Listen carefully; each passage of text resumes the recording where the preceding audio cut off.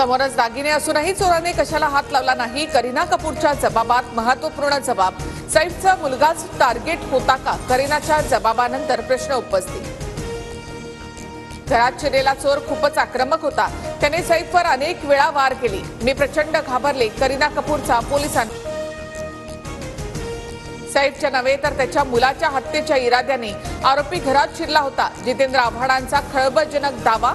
प्राणघातक हल्ल्यातून नशीब बलवत्तर म्हणूनच सैफ वाचला, अशी प्रतिक्रिया.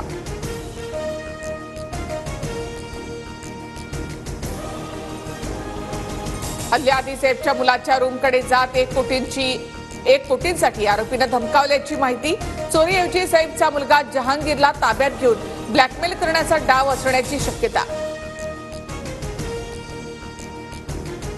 अभिनेता सैफ अली खानवरील हल्ला प्रकरणामध्ये छत्तीसगडमधून दुर्गमधून एक संशयित ताब्यात. शालिमार एक्सप्रेसमधून संशयित पळून जाण्याच्या तयारीमध्ये असताना पकडलं. मुंबई पोलिसांची टीम चौकशी करणार. वांद्रे आता सुरक्षित राहिलं नाही. सैफ अली खानवरच्या हल्ल्यानंतर अजितदादा गटाचे नेते जिशान सिद्दीकींचं विधान. काही दिवसांपूर्वीच बाबा सिद्दीकी यांची देखील हत्या. वांद्रे दादर ते गुजरात. सैफवर हल्ला करणारा आरोपीचं 5 सीसीटीव्ही फुटेज समोर. हल्ल्यानंतर टी शर्ट बदलून नंतर दादरमध्ये हेडफोन खरेदी केल्याची दृश्य. नंतर गुजरातच्या दिशेने पळाल्याची माहिती. अभिनेता सैफ अली खानच्या तब्येतीमध्ये सुधारणा. सैफ अली खानला सोमवारी डिस्चार्ज दिला जाणार. नाराज छगन भुजबळ राष्ट्रवादीच्या शिर्डीमधल्या शिबिराला उपस्थित. शिबिरामध्ये आलो म्हणजे सर्व आलबेल नसल्याचं भुजबळांचं विधान. अजित पवार यांच्याशी अबोला कायम.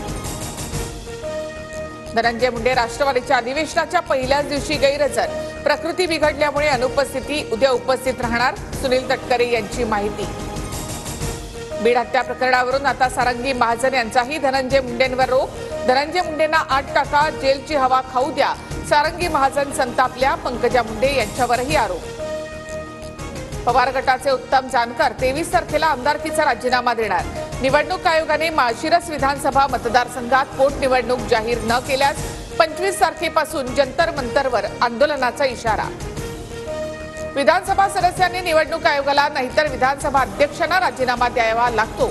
मात्र इतरांनी देखावा, पब्लिसिटी आणि नैराश्यातून तयार केलेलं हे फेक नरेटिव्ह आहे. सुनील तटकरे यांची उत्तम जानकर यांच्यावर टीका. शरद पवार यांना धक्का. आमदार सतीश चव्हाण अजित पवारांसोबत शिर्डीमधील राष्ट्रवादीच्या अधिवेशनामध्ये चव्हाणांचा पक्षप्रवेश.